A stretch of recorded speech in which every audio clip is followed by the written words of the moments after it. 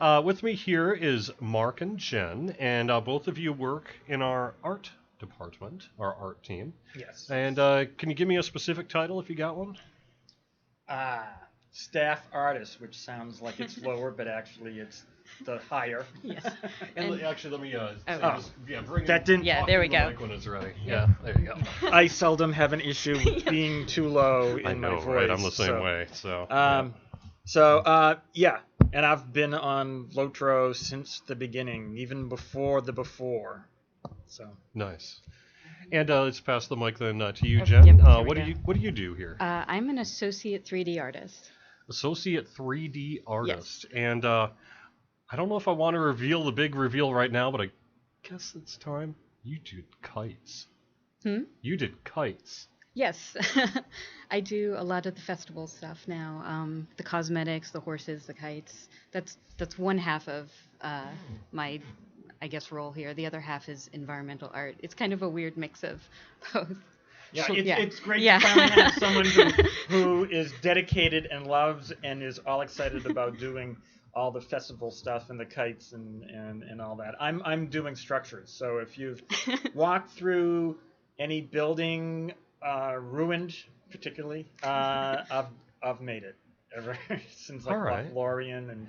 Pass the mic a second. Let me ask you a question about building ruined buildings and that. You have, I mean, in some games it's just a matter of, I don't know, we need a bunch of ruins. Can you make like 1,000 of them? But maybe I'm exaggerating. But in LOTRO, we also have very specific requirements based on the IP of what does it look like? You know, what are the ruins of this area like compared to the ruins of a different area and all that? What kind of research do you do prior to the actual going in and making it on Well, putting luckily, pen to paper, as it were. Well, luckily for me, I've always been really intrigued by like ruins in nature. So I've always gone to like cemeteries and Europe and going to castles, Raglan Castle, Bowden Castle. So I've sort of picked up an intuitive lexicon kind of what the broken walls and things look like, and it's just part of me to know it, to enjoy it. So with LOTRO, it's building the buildings initially, even if it's going to be only shown destroyed, first building it intact, and then destroying it, which can sometimes rip your heart out because you love the way it looks when it's all fresh and new, and you have to just destroy it. It's always interesting destroyed, but more interesting destroyed. But so when you're driving down the road or on a bus or something going through an area and you see like maybe a rundown building or ruined things, do you say, hey, that texture might make sense here? Well, I mean, truthfully, when I had gone to Europe, I came to Turbine from Looking Glass and the Thief games, and I got tons of textures from my trip to Europe. So I was always, looking at those sources, for not that anything was used from Thief for this, but it's just from Europe in from general, Europe, conceptually, right? Yeah, which also makes sense because of the IP and all that too, right? Yeah. So now, to the extent that I understand it too, sometimes people think maybe you're building a whole wall or a whole house or something like that, but it's really done in parts that are then, say, put together. So when you're doing a wall section, you're doing a handful of different variations of a section that are meant to go together. It all right? kind of depends on if doing exteriors, I'm building like whole buildings and pieces of buildings that the world builders can use as like modular pieces. So there's the buildings they can use on their own, and then there's buildings they shove together and pieces they can shove together to make their own unique look. And sometimes they can really mess me up because the building was never meant to be buried all the way up to its roof, and now it's buried up to its roof, and now the phys-obs for it doesn't make any sense, and yada yada. But yeah, a big part of it is I'm designing, and I always concept on the fly. I've always, from a while ago, I got this, like, why bother trying to draw in 3D in 2D and then make it in 3D when you can just build everything in 3D and you can constantly be turning it around and looking at it and making sure it's interesting from all the angles. You kit bash a lot, basically. Oh yeah, Taking and then pieces from- I take pieces of what I have, and it helps me to be a lot faster to build the stuff, and it's fun doing. I've had recently to do like a lot of castles, and it's kind of like you find that unique story element of them, that unique architectural feature that you emphasize through the whole building, and it gives it a theme, that makes it different than all the other ones. Yeah. All right, let me pass the mic and ask you a couple questions here. Okay. So you said 3D environmental artist. Yes. What is a 3D environmental? So I guess to break it down, Mark does all of the structural stuff, hard surface stuff, I guess you would say. Anything buildings,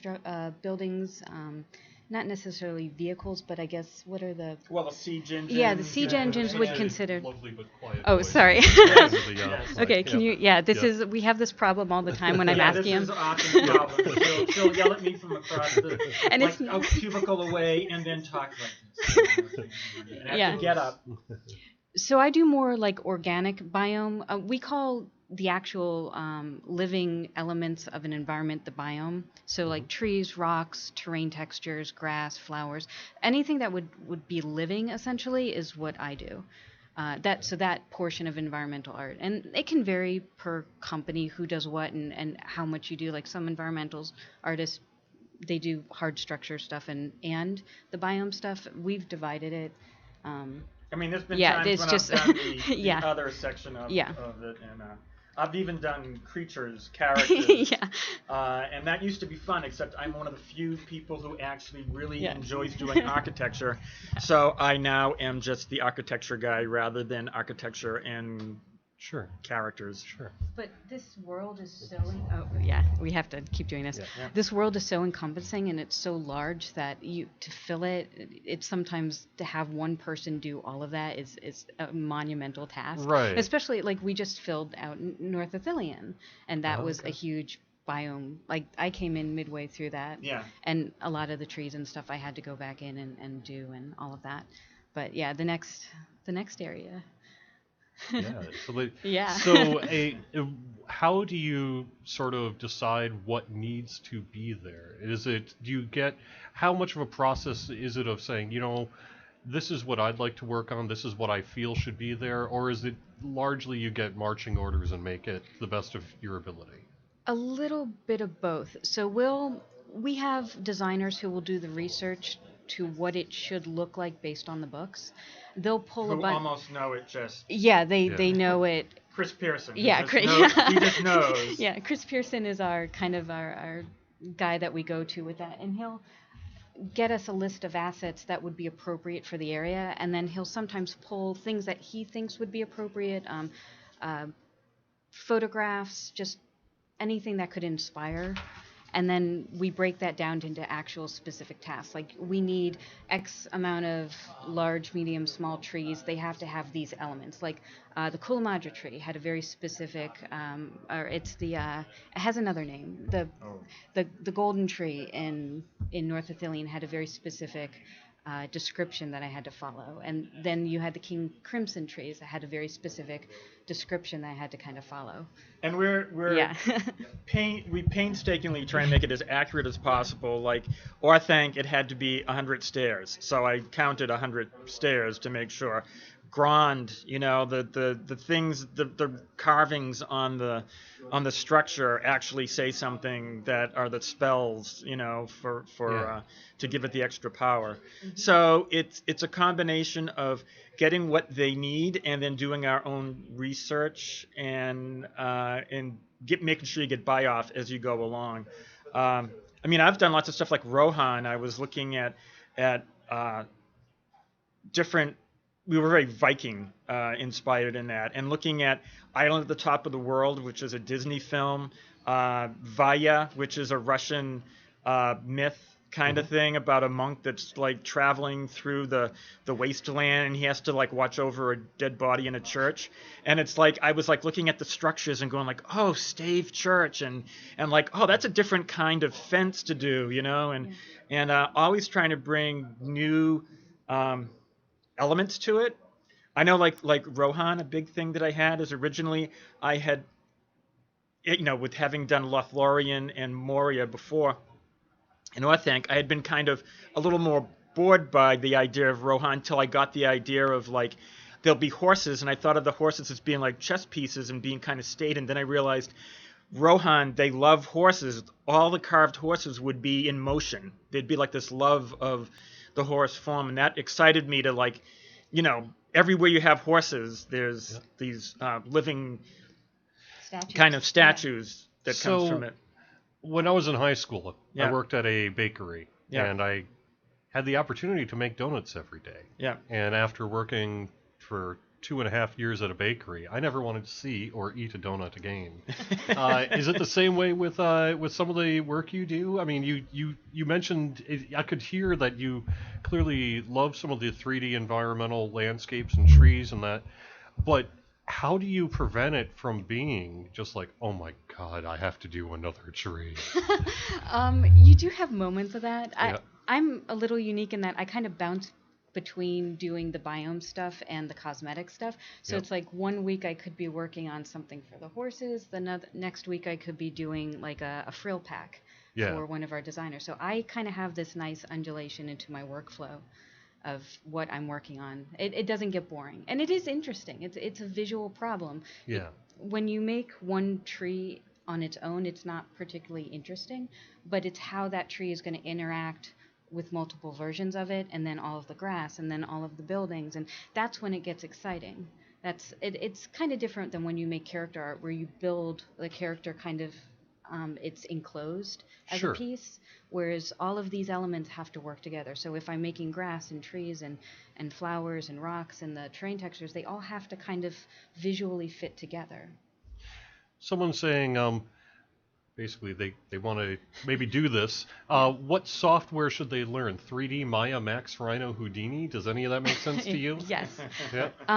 Houdini is more of a particle effects software. Maya Max, totally. They're sister softwares, and it really depends on what studio you're at. Some studios are Maya studios, some studios are Max studios. We're primarily a Maya studio. That's where all of our tools run through. But both, just understanding the concepts of good 3D modeling in general, understanding how to sculpt, understanding box modeling, how to properly lay out UVs. This is universal no matter what program you use. It's Sure. just being good at ramping up on new programs makes you a better worker in general.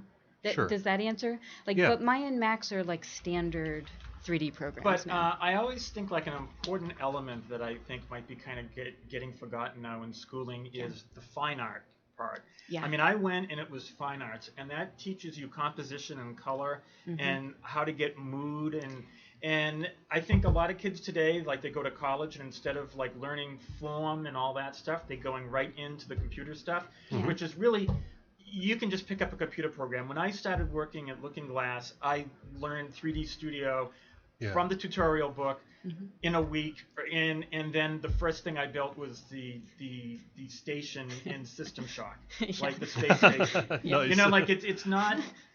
The programs aren't that hard to pick up. It's harder to get all the intuitive. Having the aesthetic The and aesthetic having art. Yeah, that's the most important. It's like you see, and this is something because you have newer sculpting programs like Mudbox and ZBrush that are very intuitive and they're very easy to pick up. Like if you've ever sculpted in the real world, they feel like sculpting in the real world. But you have issues where people don't really understand the form of how something is. And probably one of the most endemic, I think I call them blobby rocks, where people will sculpt out a rock, but it looks almost like it's mud piled on top of each other. It doesn't have the kind of sharpness of it. It's just like looking at a finished painting where you have to like look at the forms and try and make visual sense out of it. You have to do that through shadings, and you don't just make a rock. Yeah. You also think about like how it's going to be in the environment to have what impact it has. The Old Days 8395 and Twitch has an interesting question. How do you need to basically be good at drawing to be good with 3D art, or are they separate skills? I've seen people who are phenomenal 2D artists who can't visualize something in 3D and make what they make in 2D and 3D. It not could be a necessarily. separation. Yeah. I mean, I Turn the mic when you're gonna.